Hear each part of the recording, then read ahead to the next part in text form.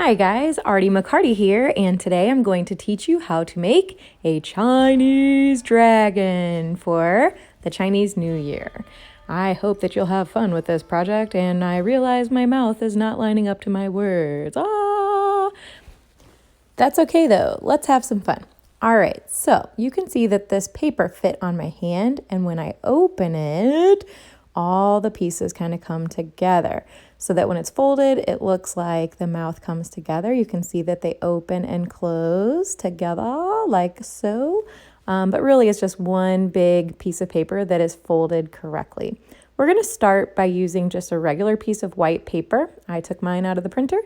I'm going to use marker and also a glue stick. You can certainly use a pencil in case you mess up and need to erase.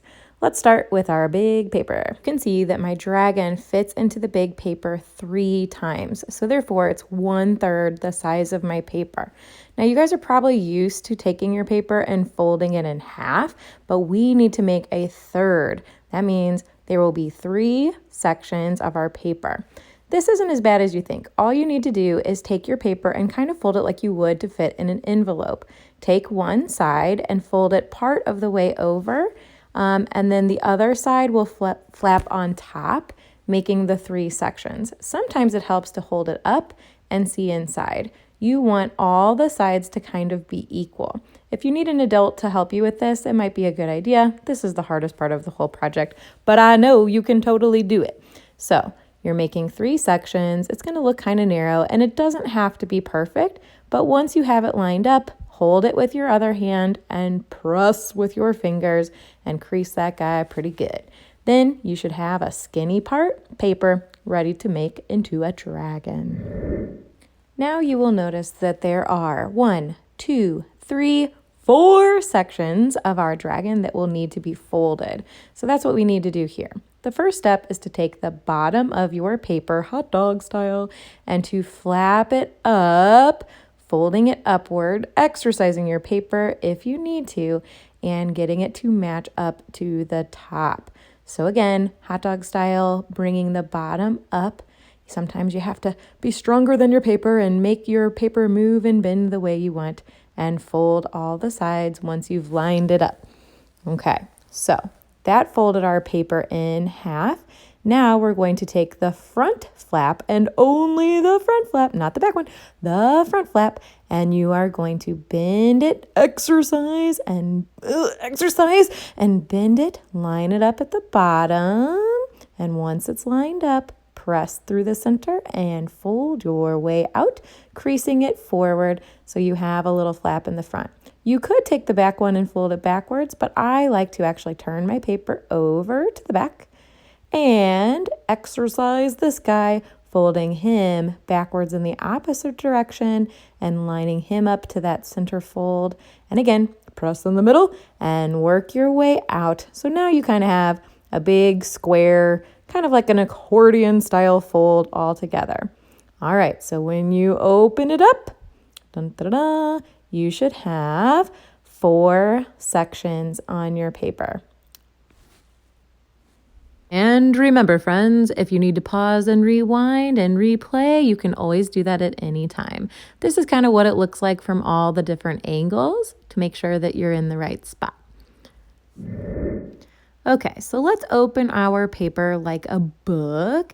And here's where we're going to glue the top and the bottom sections so that we can make our little puppet.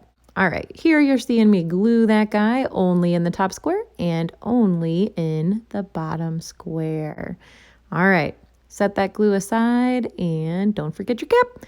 And then you're going to fold it back down, hold and press, make sure it gets really glued nicely. Hold and press, hold and press. All right, so here I'm going to show you how to fold it to make sure you know where everything goes. The 2 middle squares will come together, and that will be the mouth. And then you fold the outer 2 kind of back, just like so. All right, from the side, it should look like the letter M. M for Miss McCarty. All right, now get your crab hands ready. I know you're not crabby. I know you're happy because you're making art, but get those clampers ready. Now, if you bend the top, it makes an opening. You're going to take your 4 fingers and stick them in the top. And at the bottom, if you open it just so, you will see another opening. This is where your thumb will go. Now my fingers are a little bigger than yours all, so don't judge. But if you stick your clampers in, you can make a puppet. Woohoo! Good job, guys. Whew! All right, let's open this guy back up and get ready to draw. Okay, I'm going to use a marker. I hope that you'll use a pencil and maybe outline later, but I've noticed in videos it's really hard to see a pencil, so bear with me. I'm going strong with the marker. The first step is to create the eyes. I start by making a rainbow line and then at the bottom a U line to connect on the other side. Then I will kind of trace around, making a race car track line out on the outside, up at the top, and then I kind of flared it just for fun along the side to make some cool dragon eyes. You certainly don't have to do that. Along the bottom, I will trace and kind of ghost line underneath my U-shaped line. I brought a little line down and then back over, kind of made a V on the outside edge. Now, here I'm making the pupil of the eye. I made a circle with a little baby in the top and at the bottom to make that little shiny spot in its eye. You don't have to do this, but it kind of gives it a little more depth and personality. Here I'm measuring to make the other side of the other eye. I made 2 dots just to show where the inner part of my first rainbow for the inner eye will go. Rainbow out, U-shaped line over to meet.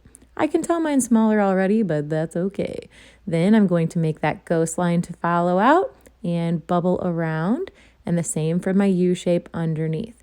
I'm going to make that little line down and back up. Kind of starts to look like a fish with a V on the outside for the other side. Then I'm going to make my circle inside for my pupil and make my little baby eye sparkles inside on both. Now this guy got closed, so I'll probably close it on the other side too, but I'm going to color in that part of the eye. There we go. All right, so now I'm going to make the top part of the nose. All I did here was make some rainbow lines. The first one I made was smaller, then a medium, and then a daddy one. All right, so now let's make some forehead lines or the texture on top of his head. Here you can see I'm just making rainbow lines or what we would call a bumpy line. At the top, I also decided to vary them and stagger them a little bit, but they're just bumpy lines all the way across. Bump, bump, bump. Okay, let's talk about its mouth. In the center, I'm going to bend down a little bit, but reach up like a rainbow and land on the fold line at the bottom of the first square, first box. I'm going to repeat it for the other side in the opposite direction. Then below that, I will mimic that line, making a ghost line or what we call a race car track line underneath. Notice again that I'm at the bottom of the first square. And now the face is pretty much done. Let's talk about how the mouth fills the whole 2 middle boxes. It takes up the whole thing, y'all, all the way down to the bottom fold. You can see here that his lip lands on that very last fold for the 4th box. So our job is to make that mouth connect and go all the way down there to land above it. Here I'm going to start where my mouth ends and I'm going to draw a vertical line down, kind of like a rectangle but curving around. I'm going to leave enough space for my finger to fit between the bottom of my line and that fold. Then I'm going to connect on the other side too, bringing it down and connecting to that curved line. Now let's give him a lip. I like to do the letter C on one side and a backward C on the other, landing on that fold line. Then I connect them. I kind of put a little leaf in the middle to give them a good lip. Sometimes it's hard to draw on that fold, so you can see me straightening out here, but just do your best and have fun with it. Okay, so now I'm going to draw the roof of his mouth with just a horizontal curved line all the way across. Now let's talk about the hangy ball. All right, in the center, we're going to draw a line that kind of comes down and curves kind of like a teardrop. Okay, so then once you've done your teardrop hangy ball, on one side I curve out and I will bring it down part of the way, and on the other side the same thing. Notice I've left some space at the bottom for his tongue and his teeth. Here, I'm going to draw a curved line on one side and a little backwards curve on the other side. And I'm going to draw some teeth. You could give them some spiky teeth or you could give them some flat teeth. I decided to give them some canines and then some square teeth in the front. Now let's draw the tongue. In the middle of your paper, somewhat underneath the hingy ball, I drew a line that kind of comes up and around, meeting that outside black line and then running into the teeth. So it looks like it's behind them. Then for the other side, I start in the middle again, arch up and run over to the other side of the mouth. Then I will continue that line down and around, curved, going behind the teeth again. So it looks like the tongue is inside the mouth. Now I'm going to color the back of the throat back here, and I like to use my marker, coloring back and forth nicely in the same direction. If you miss a spot, just color it right in, and it'll fill in to give it some nice depth back there.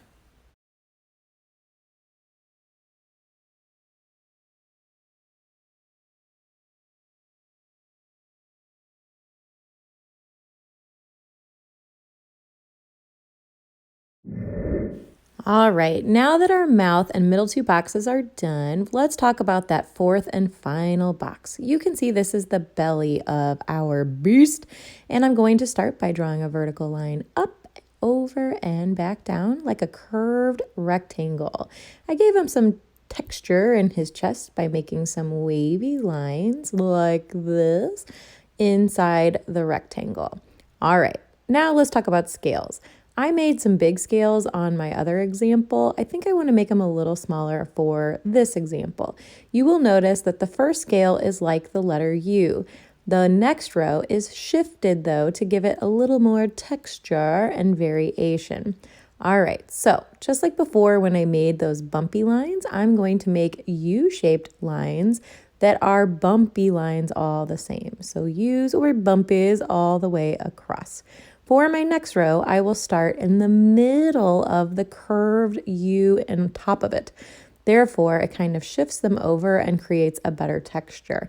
Sometimes it helps to start with one that's a little shifted over like this, and I just kind of keep on going, running around that rectangle as much as possible and continuing the pattern around that belly and rectangle and continuing it along the sides. Here it gets a little tight, so you just kind of have to fake it until you make it. Fill in those shapes, continuing your pattern of U-shaped bumpy lines and varying them will definitely help. Make sure to bring your pattern off the edge of the paper and all the way off the bottom. It'll look more realistic this way.